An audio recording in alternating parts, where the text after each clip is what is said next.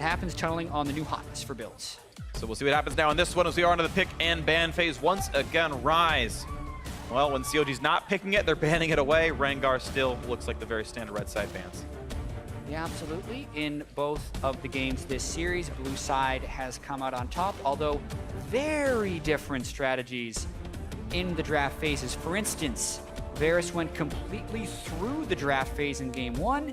In game 2, CLG picked it first rotation, so it's hard to pin down exactly where these teams' tier list of champions lie.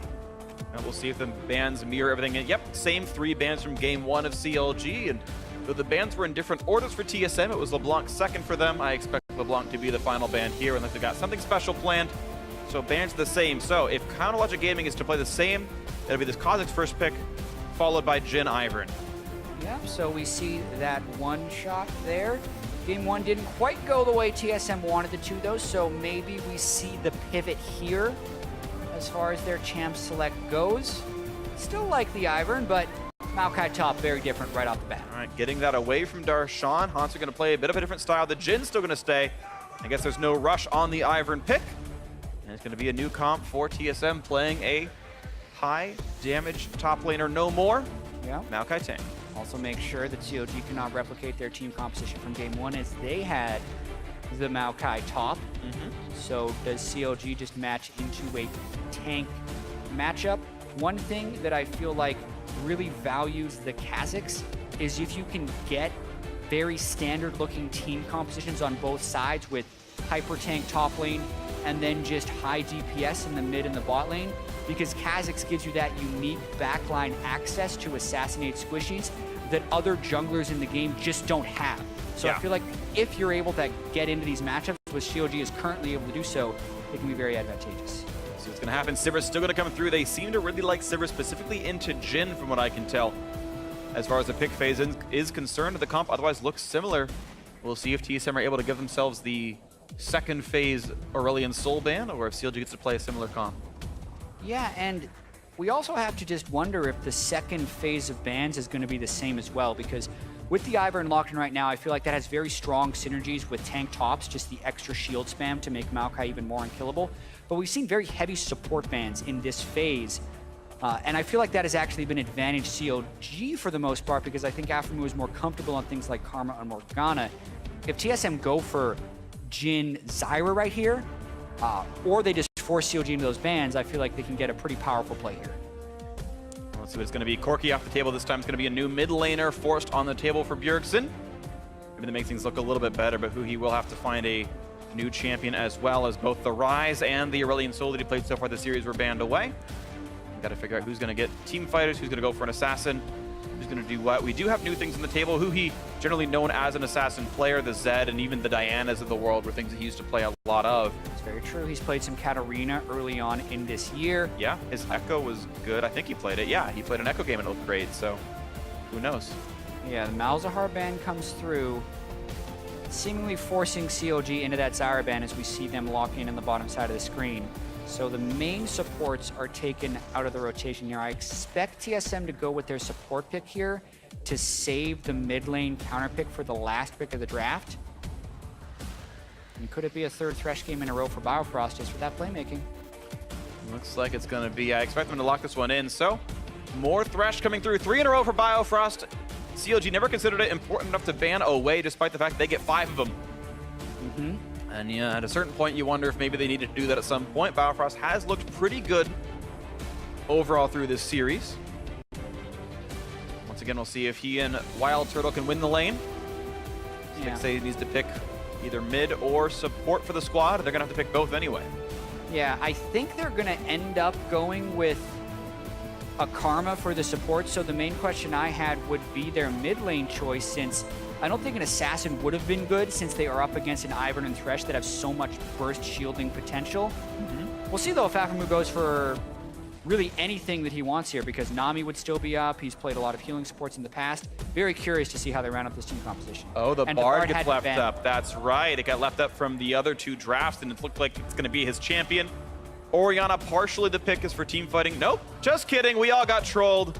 They tried to make him think the Bard bans were worth it, but he wanted to play Karma anyway. Still thought it was the right choice.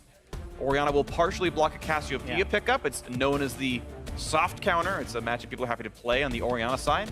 Bjergsen may still go for it, though, if he wants to play a team fighter. Yeah, and I actually prefer the Karma pick over the Bard, even though Aphromoo is kind of known for his Bard playmaking. Just the Sivir Karma move speed synergy is so strong, and Bjergsen falling back on that Azir. Your Emperor has returned. Azir once again here for the TSM mid laner. It's always fun seeing him a little bit back. I know there was the this or that you did with Kobe about whether or not you miss lane swaps or miss Azir. I don't really miss it, or I guess I do miss Azir a little bit. I think as long as he's played, you know, maybe 5% of the time, I think he's fun to see in small doses, and you get to see those big plays.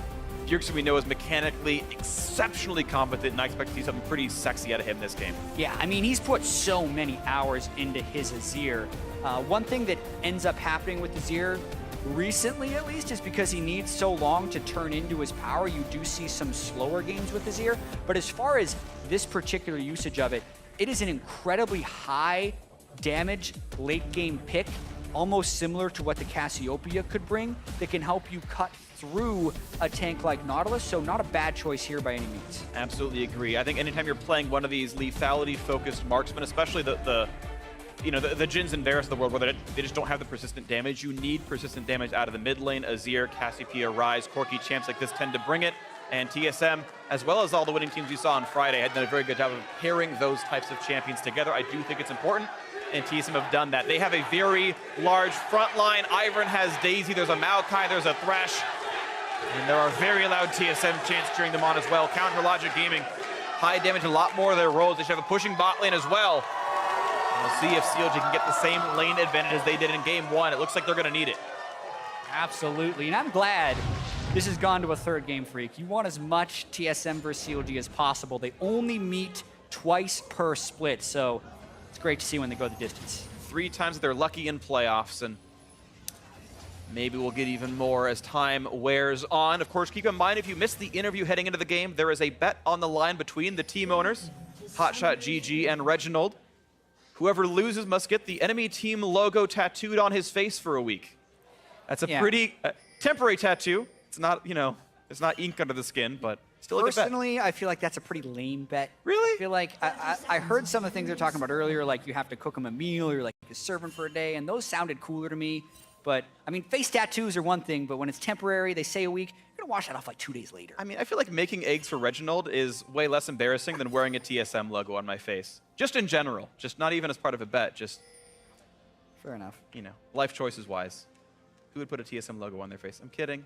I love you, TSM fans. I'm sorry. Nice save. Yeah, nice save. I'm just kidding. Equally, you know, scary to do it for any other team in the NALCS. I just like to rag on TSM fans because so many of them.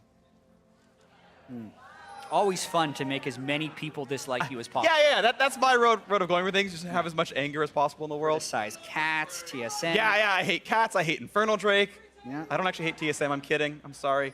But we are into this game, of course. I'm sorry for derailing the conversation. Svenskeren shifting up his jungle route, actually, starting on Wolves. I like the idea of just doing different things. In pro play, players will research you. And if you have habits, they will abuse them. I like making small adaptations. Sometimes it will pay off in very advantageous ways. But the biggest thing that happened for this one is that he had the ward on the blue buff of Xmithy, so he knows he can just do the Ivern thing and quickly go and steal red buff. What will be interesting is if Xmithy, since he had a ward on Svenskeren's red, is just going to end up doing some vertical jungling and moving up towards red, because that would be the standard play. It would be. You're going to see he's pinging that I'm going back to my own camp right there. And the thing is, actually, in looking at Ivern games in general, I've had a bit of experience with this myself. If you're opposing, like, Lee Sin, gets a leash from his dual lane, he clears the camp so fast, he catches you at the buff anyway. But Xmithy, of course, taking a slower route, walks through and says, oh, yeah, oh, it's gone, all right. Yep, bad guess. That means you're 3 buffed.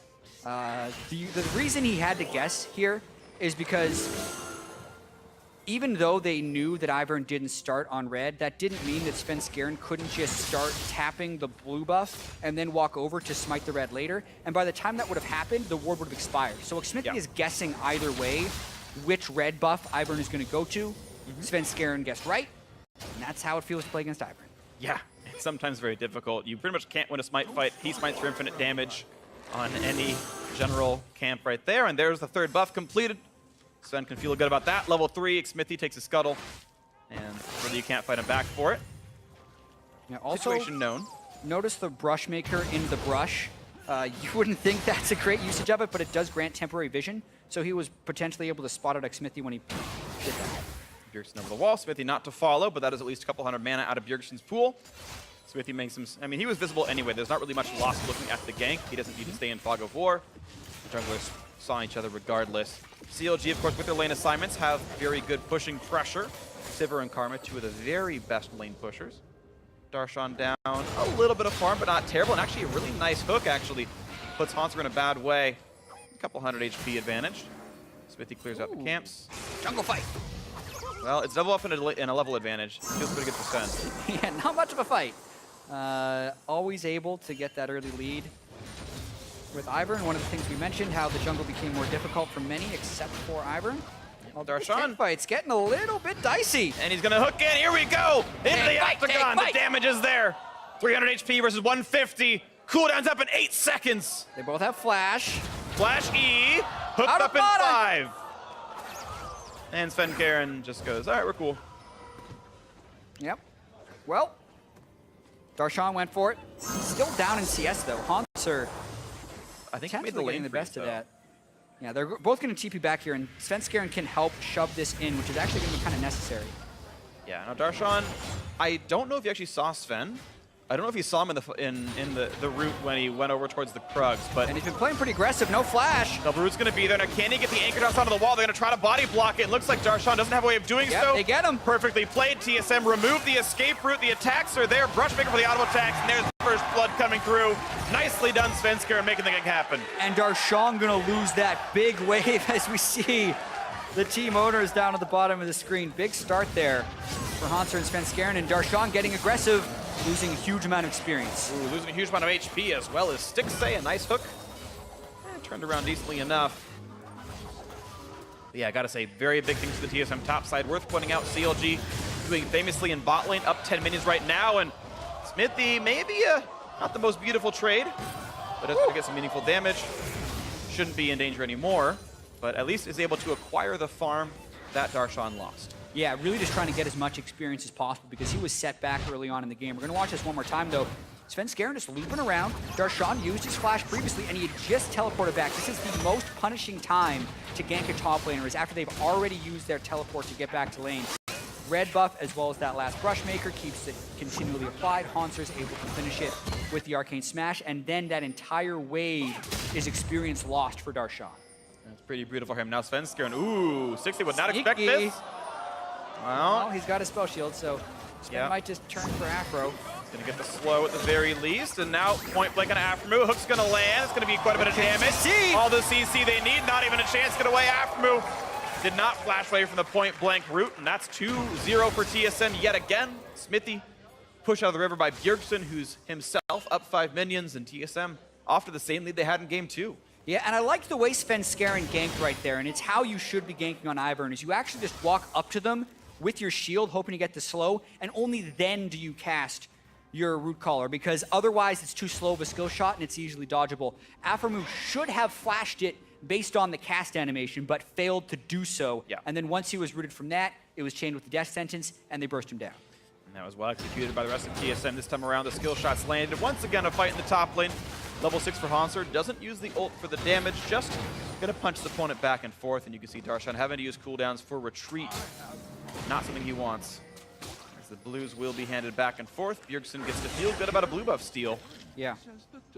And this could be pretty substantial because Svenskeren's probably going to be able to refresh this blue buff for Bjergsen. Or if Xmithy actually tries to invade in, they don't have the point of power in this game to do so. He's not yet level 6, only halfway to it. Meanwhile, Svenskeren's level 6, and Bjergsen would be able to collapse over the wall with full mana. So I can see Xmithy wanting to go for it, but I don't think he's going to be able to. Speaking of not being able to, CLG can't stay in the river anymore. A quick ward to spot if the Dragon's going to go down later, but it is TSM living inside the jungle of Counter Logic Gaming. The brush, the wards, and aggressive control ward there as well, and makes life real difficult. There you go, Brushmaker lets him know, yep, Smithy's right over there. He's got to be afraid as he kites the camp down and kills it as much of the fog of war as he can. Finally able to evolve his claws and feels a bit better about this one. Okay, so 1,500, 1,300 the gold lead TSM. CLG can work back from this, but it's been very good work out of both Hauntzer and Svenskeren and making these plays happen. Sven really making both these kills so far. Man of this game, at least for the first 8 minutes. Yeah, going to scale up in a very supportive sense. I feel like Ivern's strongest point of the game is with Redemption as well as Locket. Huge amount of mid-game team fight power. And they're going to have the rest of their damage hopefully come through from the Azir and the Jhin later. Unlike CLG, who's going to be hoping for Xmithie to be a damage threat later in the game. Looks pretty good right there. Now a red buff on a Hauntzer, of course one of the strengths of Ivern. You get to share free buffs with people and it takes them like 10 total seconds to grab it. Red buff does give health regen when out of combat, so it's going to mean full HP for Hauntzer all the time, in addition to his true damage that he can apply with auto attacks. It's actually a huge amount of power, being Yeah. able to double buff like that. Also, this is the first real Ivern we've seen in NA, so I'm going to keep throwing out Ivern facts. You just throw the brush on the Drake, and then the enemy team just can't see it. So it makes it so hard to lifesteal. Like, if they had a ward in the pit, once he's in that brush, you just... Drake disappears, so you have no idea how to throw in skills to steal it. Literally can't smite. Saren can save it. Yep. Easy Drake. And that's nicely done. Mountain Drake going to be good in the late game. Doesn't mean too much right now, but you take what you can get. Absolutely TSM. Very little resources were required for that. And a nice spell shield by 60, but look at the damage output. You can see there's the reason they picked this Karma Sivir lane. They're still up minions as a result, even after the kill came through onto Aftermoon a while ago. But just not the same power. Svenskeren ganking the way he has been. Xmithie individually and actually down gold 300 under Svenskeren, which you'd expect based on the assist count. Otherwise keeping pace aside from the fact that buffs have been getting stolen away. Absolutely, and just look at how fast this lane can shove the Sivir Karma. Props to CLG to reaching back to this lane, since most have just completely bought into the Jhin Varus Ashe game, but the Sivir Karma, even if they're not going for the lethality rush, can just shove out a lane like Jhin and Thresh. There's no way Jhin and Thresh can shove as fast, so Stixxay just able to try and keep the map pressure up, and that's the best part of the map for CLG right now. Even though they had the death, just being able to keep the map pressure there could lead to some rotations. I wonder when they're going to be going for that turret push. Creator counter, but suddenly it's 2v1. No fair, Darshan! Outnumbered in this fight. Huhi helping out with a shield. And looks like they're just going to walk away as the cupcake touting Daisy is just going to freeze frame for a second. Popping and locking as you will. Uh-oh. Looks for the big play, knocks him right back in. There's a shockwave. Here comes a CC chain. And it's going to be a stun landing on a Bjergsen. Nothing else to do as the team runs for dear life. There's the quick flay back in, though. Biofrost wants to make this happen. More crowd control. Daisy goes down. Xmithie has something to say about the jungle choices. One casualty for TSM. Poor Daisy. Yeah, that's doesn't count as a kill, unfortunately. No. The 5th gold instead of the 300 or 450 plus assists. And that will give Stixxay some time on the bottom side, but it also gives Hauntzer a lot of time on the top side. Darshan falling dangerously far behind. I mean, he was lower level than Ivern while running into him in the jungle right there. So CLG investing a fair bit to try and get something happening there, and really nothing doing. Yeah, nothing just yet. It's just lane pressure from the bot side, and the turret's getting low. If they can get Huhi and Xmithie to roam down, they can probably 4-man that turret, as long as they don't lose top lane first. But top lane is down to half, and Svenskeren wants to be part of the party. Suddenly it's a 2v1, and Darshan has to give us a little bit of respect. Gives it enough to not die. Yeah. But it's only a matter of time before those turrets start falling in the precious lanes. Really feel like Svenskeren did that because he had nothing else to do. Ivern's turret diving is pretty weak since he has such low damage, but he does want to stop Xmithie from taking that blue. Can't quite get there. Something bright now for CLG. 3 top lane doesn't turn into anything. And back they go to their assorted lanes. I do, again, still want to see it. On the aggressive side, I feel like CLG, bot lane is their point of pressure, and they're normally very good at getting first turret. See if they can make that happen here. Yeah, they've been able to chip the turret fairly substantially. And with all the jungle tomfoolery up in this top lane, it's drawing attention away. Hauntzer's going to try and kill Xmithie here.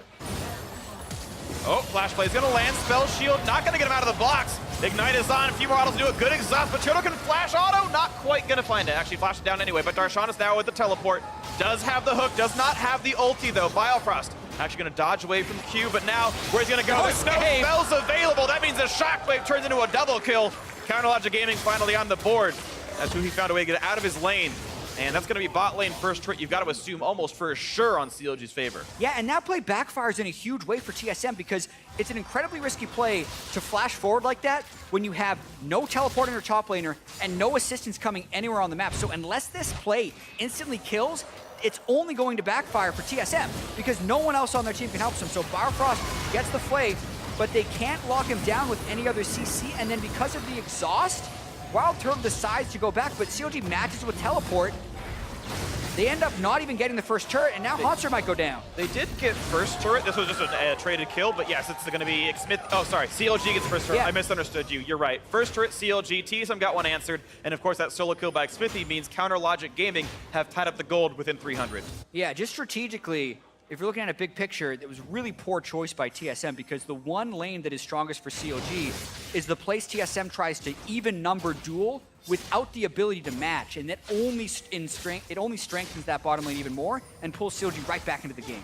That's got to be heartening for the CLG fans and CLG players. And oh, that's a hook on an Aframu. Into the root collar, into the flay, a quick shield from who he keeps him just barely alive, but not long enough. Redemption doesn't come down in time. Actually, it was Bio? No, it was. Sorry, yes, it was Svenskaren's redemption. It turned red, and I was like, wait, Bio doesn't have one. Svenskeren would have killed him even if Bjergsen didn't. Nicely played there, TSM, to find the pickoff in the river. Yeah, extra supports in the game. And yeah, that's just, once again, Svenskeren going with that max Q increases the root duration and allows more time for Biofrost to match with the death sentence. That inbuilt synergy could actually be why he's going for the max Q, because the wind-up time as well as the travel time on the Q, if you only put 1 point in root collar, the weakened duration, might not land. You could flash out of it. But now, if they land the root collar, it's a pretty much guaranteed death sentence if Biofrost is in range. Literally at that point, because they got the kill picked off, and TSM finding more to do as they've knocked down bot lane outer turret as well, and that was the site of all of CLG's power, but you kill off the support, not there in lane anymore, and suddenly more being gained. Bjergsen getting an effortless blue buff as well. CLG not really pushing into mid lane at all themselves. Looking for top lane ward control. They've got a couple, actually. Looks like pulling around this top jungle will be CLG's next big play. And that might mean they're forsaking Cloud Drake, as they have not put any wards on that side of the map to fight TSM for it. Absolutely, in this game at a pretty pivotal point. Drake stacking could be a big thing, and they're really just trying to make their map movements around the map as everyone... Map movements into lanes. Sure. As no one is fully scaled up in items yet. Nashor's Tooth obviously good for Azir, but I feel like that's weaker when compared to the Morellonomicon and Sorcerer's Shoe Spike of Orianna. But once again, we have that mismatch of the Jhin being at the items he wants, Sivir not quite there yet. Yeah, Sivir feels good at BF Sword and then gets progressively worse until you're about 35 minutes into the game, and you're right now kind of troughing a bit as the Serrated Dirk is in. That's just more icing on the cake, which is fitting when you've got Candy Cane Ivern here. But look at all this control. TSM revealing the brush, walking in and taking over this left side of the map, and battling for the same sorts of areas that CLG was. Nice move by who he actually wins that trade and gets some good poke down. Of course, Sork Shoe is really effective against someone who's not building any more magic resist. Bjergsen will have to give some level of respect, but suddenly it's a 4-man mid lane push, and who he's got to run pretty fast away from this one. They will pick off Daisy. Isolated makes that easy. More shots into Smithy, pull the rest of the team in. Darshan here on the sides to reinforce. 4v4 is called off. Yeah, a relatively effective defense there by CLG. It is hard when Ivern walks in to tank the turret and the rest of the team moves in. They got poked pretty hard by the Jhin ultimate, and TSM's going to try and rush down this Cloud Drake, which, by the way, CLG will not be able to assault. They have no ways of getting a ward on it unless they go in for a full fight. There's not going to be much chance to W. Not going to land it. It was a nice attempt, but it's still a very secured smite. CLG were unable to put pressure onto Bjergsen. He was 1v4 in the mid lane while that Drake was going in, and really not affected by anything. Even putting in the dance moves. Love it, Bjergsen. Emperor still got his groove. Oh yeah, really good wave clear on that Azir. Can often survive those odd-numbered situations as well. Most good Azirs as well keep a soldier in their pocket in case someone comes for them so they can escape. Shockwave and isolation. One more hit would kill him off, and he has to flash away, but that is double summoners down for Bjergsen. A great shockwave by Huhi, but doesn't turn into anything as that minion wave is basically gone. Yeah, and really close. As we mentioned, having that last soldier able to cast as Bjergsen is able to slide away with his flash. Not before Huhi pegged him with the shockwave though, so A little bit more AP. If Bjergsen doesn't build up any of that magic resistance, that will turn into a kill later. And of course, Blasting Wand does not turn into Abyssal Scepter, so it looks like it's not yet in the works for Bjergsen. Might be a little bit longer. Smithy to battle for Scuttle Crab. Vision is nice, although we really don't expect to see Rift be going down. Just a bit of river control, while Turtle just collecting wave in the top side. And again, the CLG just sort of saying, okay, we picked off their mid laner, we made him recall. Let's just shove waves and recall ourselves and reset. So CLG have yet to find their aggressive moves here. Instead, it's going to be TSM looking for a bit more. Smithy's got to jump this wall. He will do so, but he's taking even more damage. That's his ultimate down as an escape tool. TSM back on the siege from mid lane. Good damage in a 6A.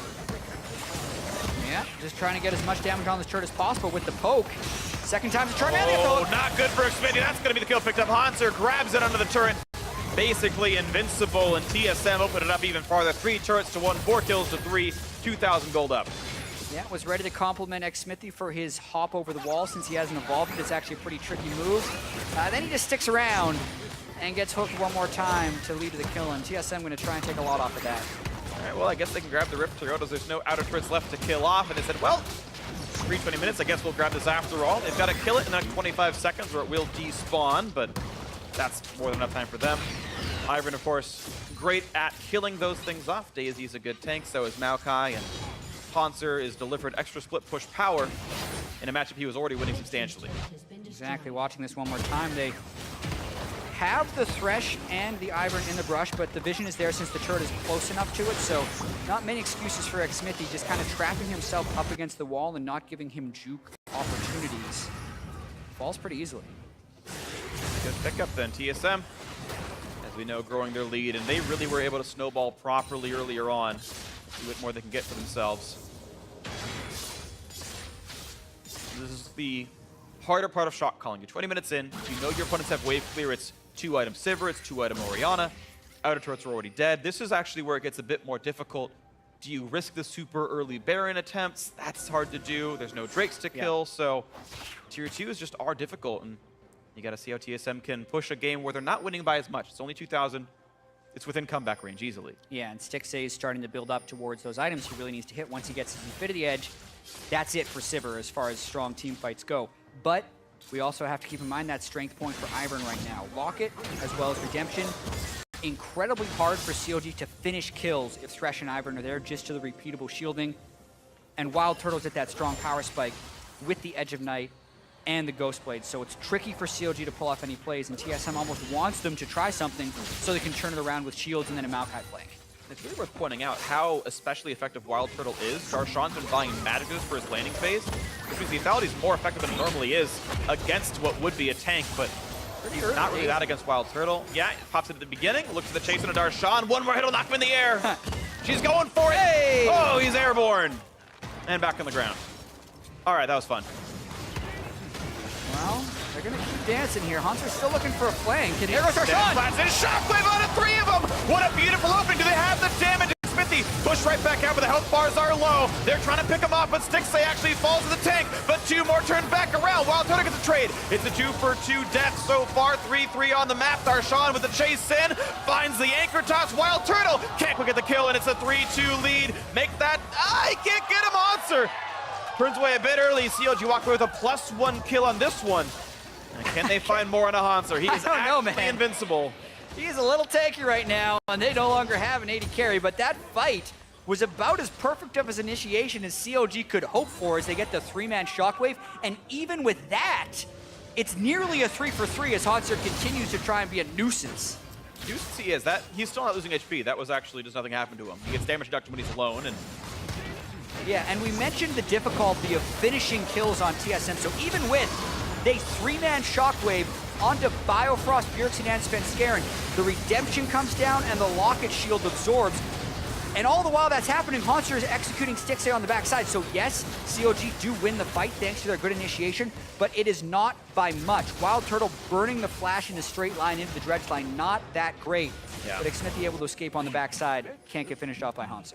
Great play by CLG. The engage was awesome, but I gotta give props to Hanser and Turtle for just somehow salvaging 2 kills out of the situation. They Probably didn't deserve to get anything in there, but those two made big plays. Now the root is on. Who he gonna get? Grab Shockwave, slows down Biofrost, but it's not gonna be enough. Bjergsen getting the kill credit on this one. TSM find another opening. Hatsu just walking in for a flank.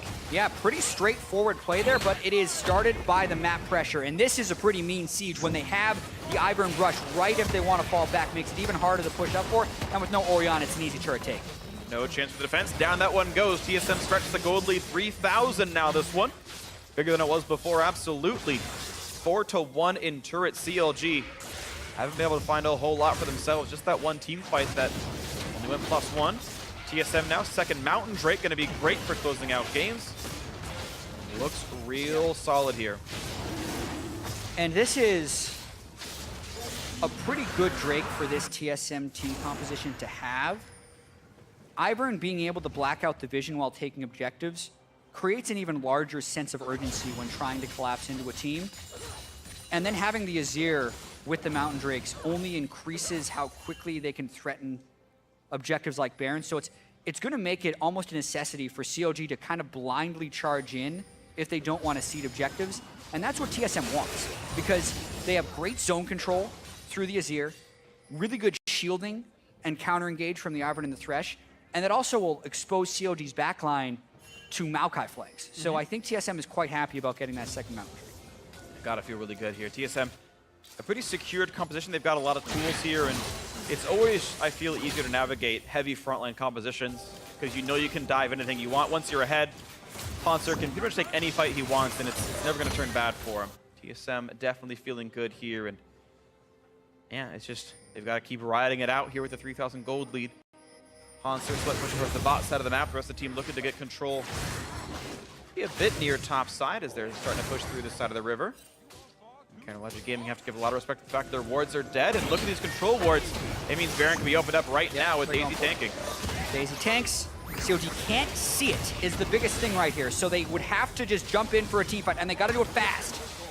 It's enough to pull TSM away. Here's the flank that was found Darshan with a teleport. The frontliners there. Can they get the shockwave? They got Wild Turtle. That's huge. Now how about the rest of this fight? Because Bjergsen is still alive. Biofrost low. Redemption buys some time, but Stixley once again is frontlining and loses his life. Bjergsen down to 200 HP. It's 2 for 1 so far in favor of CLG. Darshan does not have flash yet, but he can still catch Svenskeren, who's not that durable without his ultimate alive. And it's going to be, a nice dodge on the hook, and Hanser gets away with that one. Only +1 CLG. Can they get any more? But Hanser just too durable in the front lines. Yeah, and they were able to get the shockwave onto Wild Turtle, which is so critical. We were kind of talking about the stacked advantage the TSM would have, but where they are vulnerable is the low amount of magic resistance on Bjergsen, which is none, and just the edge amount on Wild Turtle if he gets tagged by something like the shockwave. So once again, CLG gets a very ideal initiation onto a very difficult team to fight, but they just get a +1 kill once again. And that's just got to be heartbreaking that CLG, I feel like if TSM weren't piloting these fights that much better, CLG would be like, oh man, we got the 3 for 0, we can end the game like happened in game 1. This time around, TSM fighting back off some really crucial engages. Yeah, so good on CLG to not hesitate with the initiation, knowing that Baron will be a threat. They actually focus Daisy early on, which is good because the sustained knockups in fights is huge. But then it's just tricky to finish off the rest of the kills. Bjergsen able to keep them away with the Emperor's Divide. They keep the Ivern shields going, and then they're unable to finish off any kills. And they actually look back to Baron, continuing trying to force his play. Nothing doing. And Smithy almost found Bjergsen on the wings with that one. Jumped in, got the isolated Q, but Bjerg was able to jump over the wall. 3-0-1. Void Staff now done means if he does stay alive in fights, he can just eviscerate frontline. Even the Hex Drink of Smithy will not stand up long. But CLG feel like they are the team with the advantage. Void Staff going to be next for Huhi will mean he'll be even better at picking people off, but that mid lane not going to fall just yet. CLG still cannot buy a turret. Yeah, it's so hard for them to push in this matchup. I mean, Darshan falling 60 CS behind, and part of that is just from side wave manipulation. It's usually Hanser who has the freedom to go to that side wave and keep them pushing, and it's denying a lot of CS on the side of CLG. Well, we'll see if CLG can actually make this happen. I think back to their set against Cloud9 last week, where it's like, ooh, CLG is actually playing up against a team who's got 3 wins so far in matches. Like, maybe they can actually do do what it takes and beat a #1 team, and they couldn't quite close out Game 3 against Cloud9. Cloud9 outshot called them. Here they are against TSM in a game that is very clearly winnable, and you're seeing those glimmers of good plays. Those shockwaves are great, and now again, a hook comes in, but Darshan is tanky, still hasn't broken through the shield. Smithy might be knocked up soon. And it focuses on to Daisy Svensker and dropped a bit low as well. Big shield comes out, Shockwave catches 2.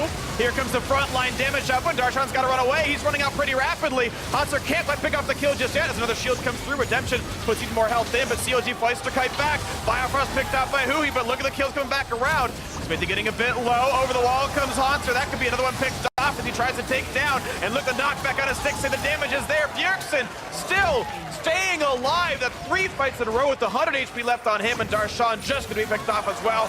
A triple in for Wildcard, who stayed alive the whole way through. 4-for-1 TSM. That's going to be Baron again. Yeah, and a solid front-to-back team fight there by TSM. The main turning point is when Hui went in to finish the kill onto Biofrost, but fell himself. That meant TSM had one true threat to worry about after that, which was Stixxay, and Bjergsen was able to go in for that kill. We're going to watch this one more time as TSM also gets to start it on the tank of Darshan and not overextend for these kills. They just stay on Darshan, keep Hanser in the front line with as much tank as possible. He's not getting touched. The Shockwave doesn't hit the back line this time, which is, again, advantage TSM. And they stay back through the Nautilus ultimate and move forward slowly with tanks in front. Watch Hui here, though, as he goes in for that kill. Immediate hook. But death sentence as it's the dying breath. That's one threat down.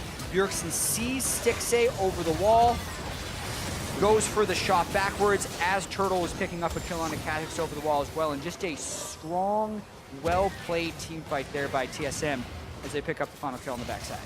He's like, I came so close. He actually nearly got that kill onto Bjergsen as well. Stixxay himself only a couple hundred gold away from Infinity Edge being done. If that comes through, maybe that fight looks a bit different and he picks the Emperor off. But it's TSM, 7,000 gold in the lead. Smithy making the best of that situation. Will be taking this Drake down. That's a bit nice for them, but still a long way to go. Bjergsen now blue elixir in, means he can eviscerate these turrets with attack speed. TSM stretches the gold lead even farther. 8,000 up, another Emperor turret up. And yeah, TSM can look the closest one out, we think.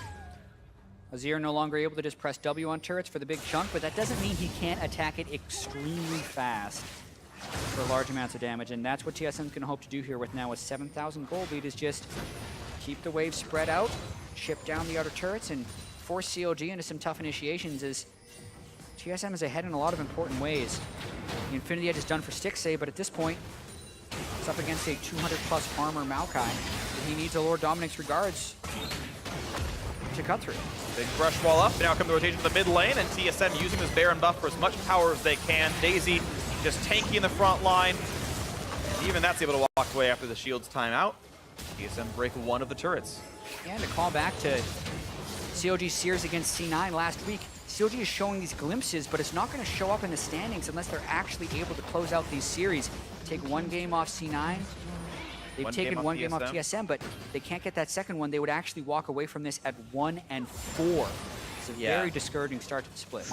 It is discouraging. Again, you can argue strength of schedule. TSM and C9, maybe the two best teams in LCS right now, but still not pretty. Looking at a little bit more here in this one. They're going to catch up into Smithy. The hook's going to land. Beautiful by Biofrost, and a few more shots will do him in. Root Caller's going to get there yet again, and that's the final shot coming through. Wildcard picks off the CLG jungler.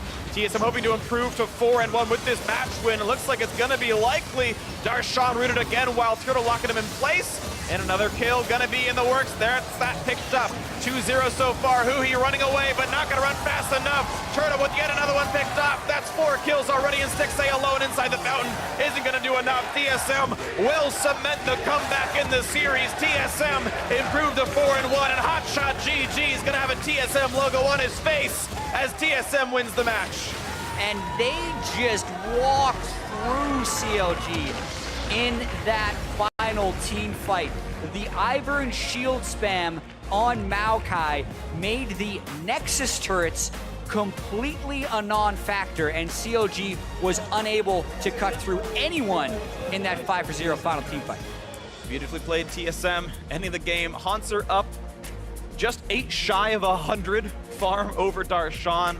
Ekav, Sven Scaron up levels as well. Bjergsen still not dying, and there were razor-thin margins in this game. A 32-minute victory is on the fast side of average, but Bjergsen was under 200 HP in a team fight at least 4 times this game, where they nearly picked him off with a shockwave. They nearly got him off with one more auto attack from Stixay, and those margins could have made huge differences. This game was the closest of the 3, definitely. For sure. But Logic Gaming not able to quite pull it off. Yeah, also pretty decisive endings this entire series, 26 minutes, 25 minutes, and 32 minutes, all substantially under the average for LCS games, so you have to credit some of the decisiveness at the end of the game by these guys. Just thinking about this game overall, like you say, slim margins, those close team fights, especially when you have these kind of front-to-back team fighting teams and they're mashing into each other over and over again. You lose that one fight at Baron, it extends the lead, and then sometimes there's just no coming back. And we really saw that here with the final push from TSM. Yeah, absolutely agree. TSM certainly leaps and bounds better than they were over in the very first week, where it looked like that team was just lost and no one was playing very well. It was like Sven and Bjerg versus the world, and now it really is good contributions from everyone. The kill leader in this game was Wild Turtle. I thought the Jhin in the 3rd game was played pretty nicely.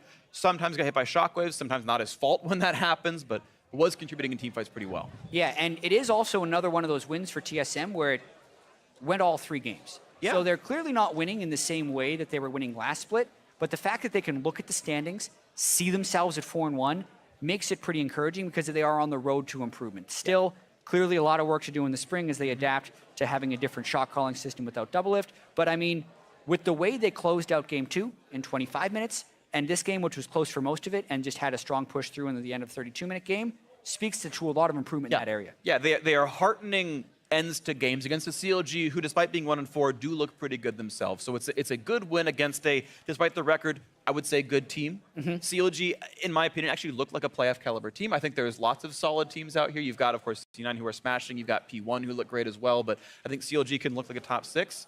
And they can overcome that 1-4. Yeah, I'm really looking forward to the rest of the split. CLG definitely digging themselves a bit of a hole early, but you usually see some meta shifts mid-split. Sometimes CLG gets good adaptations to that. It's going to be an uphill battle for them for sure, but you're right. I think they can make it. I mean, it's going to be hard. I mean, there was the like way back old spring split TSM with Yellow Star where they snuck into 6th place and then made the final. So, you know, maybe it's one of these runs for CLG. It's certainly happened before. Either way, it was a fun series to be a part of, a fun series to watch. But now for more on that win, send it on a pastry time. He's got an interview with the victorious TSM mid laner.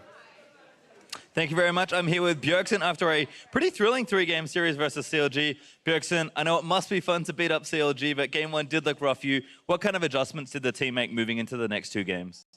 I think our player on Dragon heavily. We had control and we gave up 2 Dragons against CLG, and we had a comp that was kind of based around poke, and they got 2 to 3 Ocean Dragons, which makes it really hard to poke them down, and that's why they were able to end the game at the very end, because they got a few kills, they just kept sustaining up with the Ocean Dragons. So I think the way we played around the lanes, we tried to anticipate their swaps better. Their swap really caught us off guard, and something CLG did well pretty much throughout the series. So we had a few adjustments that we made, and it made the other games look much better.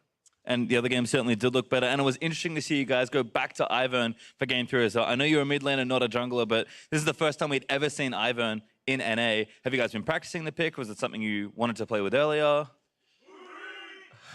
I mean, of course we've been practicing it. It's seen a lot of success in other regions, I think mainly EU, and they see it as a power pick. And I think Ivern is just, especially if you're not used to playing against him, he's just obnoxious because in this game he walks in, he just takes me these red buff him. And if you're not used to that kind of Ivern play style where you can just run in, smite your camp away, boom, your buff is gone. And playing around the root, which is kind of hard to see, you have to play off the sound, and playing around the bushes and stuff. So Ivern, I think, is a really powerful pick if you don't know how to play against it. And like you said, we haven't seen it in A that much, so obviously CLG didn't know how to play against it. Certainly worked out there, but I have to ask, first few weeks did look a little rough, but improvements very obvious even after just week 1. I know you're a big leader for your team. You're effectively the captain, even if you don't call yourself that necessarily. How's your leadership kind of influenced the team, kind of making sure everyone's on the same page and improving consistently throughout the split? I think one of the biggest things is we're all really good friends, so it's just about keeping each other accountable and responsible and making sure that people are doing their job. And if that means being hard on someone or being like, dude, you really messed this up, we have to improve on these things, or we have to do these things consistently. That's what I really have to do to make sure that, you know, we're in a really friendly environment, and sometimes someone like me or someone like Andy just has to be like, yo guys, we're actually really freaking bad at this, and we have to get better, because everyone wants to win, but it's just about hearing those words like, all right, guys, we really need to focus and we need to improve on these things. Well, great to hear, Bergson. Thank you very much for joining me, and congratulations on the win today versus CLG. However, we are going to throw things back to the analyst desk to keep going.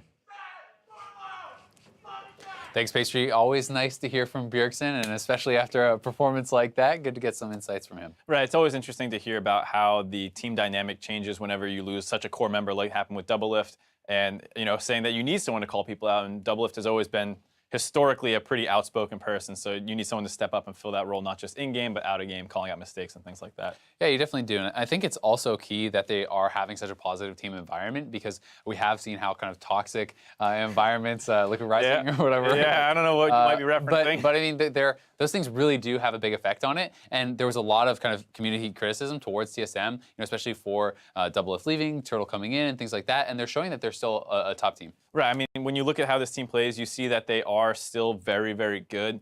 We've talked about a little bit in the first game, and here once again, the synergy is not quite where it was, where, summer split TSM was crushing everybody. Here, a good example of it being that play like at 13 minutes where bot lane goes aggressive when their top lane doesn't have TP. Stuff like that is still like these little hiccups, but there's no massive issues on the team. I think actually every one of their wins is 2-1 victory, so they're certainly not smashing teams, but they are always seeming to come out on top. And I want to talk now a little bit more about the Ivern pick. So this is the first series. We did see it come out. Game 1, not really the fault of the Ivern that they did lose there. Game 3, I think we really got to start to see the strengths here. And this was just really smart pathing from Svenskeren, knowing that the flashes were burned. Darshan TP's back to lane. The lane is pushing against him, and dying here is so devastating for a top laner. Right, I mean, it's really one of these things where a tank versus tank matchup is usually pretty even farm, and to be able to get a kill like this and get this whole wave denied is so brutal, because coming to the mid and late game, you guys are serving the same function. If one falls massively behind, it's really hard to win. Yeah, he had about half the farm of his opponent at this point, and then now, right after that, about a minute later, Svenskeren, clever pathing down to the bot lane, actually plays this gank very, very well, using the E to slow down his opponents, lands the root, good follow-up, gets a kill on bot side. So now he's essentially one top lane. Now he just goes, he wins bot lane. He goes, he steals away the blue buff, donates the blue buff to Bjergsen. Also, by the way, he got the second blue buff in a row for Bjergsen, so now it's double blue buff to none for Huhi. Gives the mid lane a big advantage. He's affected all 3 lanes in the map there, and really was fantastic early game, enabling his team to succeed. And I think it really was important to get that early game lead, because CLG, despite some issues they might have, they had a number of team fights in the mid game where they looked reasonable, where they were so close. Yeah, Huhi was getting a lot of big shockwaves off. Bjergsen was getting out with just like the smallest bit of health, and the fact that Maokai was so tanky and so annoying for the short range Sivir to deal with, we saw that like TSM was barely able to win those team fights, where if they started losing them and CLG starts picking up objectives, maybe they actually end up losing this game. Yeah, it definitely could have. There was multiple team fights where Haunter was basically able to zero out Stixxay on that Maokai because he was so far ahead. And on the other side of thing, it always felt like Bjergsen barely slipping away with no health to Darshan, who didn't quite have the items he would have wanted to at that kind of point in the game. Yeah, and that's kind of what we're talking about, the fact that he was shut down. It is hard to play that tank role. Though ultimately, I think you can kind of look at the Sivir pick being a little harder to play in team fights. There were a number of team fights where Stixxay was trying his best to get damage in, and it's just so difficult to do. He even went the rapid fire cannon, a little bit different of a build to have to deal with the Azir's range, because it's just notoriously difficult to play Sivir into Azir. Yeah, exactly. I mean, the Azir, Bjergsen was playing extremely well in the team fights, and we're going to take a look at the 28-minute TSM 4-for-1 plus the Baron, and this really does go to show just how difficult it is for Stixxay trying to get involved. He has to worry about the Azir, about that Maokai, and the Maokai is so tanky. Right, and that shockwave by who he was so close to being good. Bjergsen, if he kept walking forward, would have got caught into it, actually turns around and gets out, and then from there, it's like Stixxay can't really get in this fight. He's stuck hitting Maokai the whole time as Huhi trades his life for a kill. And then here, Bjergsen goes in and he's able to finish off Stixxay, but it's gonna be really close. It looks like Afromu might have been able to stick in this fight and try and finish him off, and then maybe be able to deny the Baron. I think Afro could have actually completed that tether, probably gotten in one more auto, and gotten that kill, which would have denied the Baron. But regardless, you can see Stixxay being forced to flash out of the fight. One soldier placed in that corridor means he can no longer re-enter the fight. Things like this are really tough, and some of the reasons you don't see Sivir really played a lot. This is the first time we're seeing anyone bring it out. Stixxay and Afromu bringing back the Karma Sivir special, which was so popular last year. And while it did do well in lane, and he was able to put out a lot of damage, you can see pretty significantly out damaging his opponent. it's very tough to punch through that Maokai with the threat of the Azir always there. And with the rest of the team comp as well. I mean, the Ivern is great. You don't always want to shield tanks, but they have the extra resistances. They make good use of the shield as well. You have the Redemption, the Locket, all these other things coming in that help Maokai be this fat, annoying front line. So TSM wins. They're sitting 4-1. CLG now 1-4, down near the bottom of the standings. Pretty disappointing start for CLG. I mean, they're going to be going up against Dignitas next. Another team that was predicted to be near the top standings, also 1-4. That's a game that they're going to really need to start picking up wins in. And TSM, they're tied near the top of the standings. They're in second. They're going to be playing against P1, another team near the top of the standings. So they're playing two teams that have the same records as them. And these are things that can start to really dictate how the playoff picture could shape up in the future. You know, you need to be able to beat these top teams. Right, and I think the big thing is just the fact that CLG has looked really good in their losses, which doesn't feel good to say when you're sitting at 1-4, but when you compare how they look compared to maybe that Dignitas team who is struggling really bad in their losses, I think there's a little bit of upside for CLG fans. So there may be some light at the end of the tunnel. We'll have to see if CLG can find it. We've got more league action coming your way. Team Liquid hit the Rift next as they go up against Echo Fox. Don't touch that browser. We'll be right back.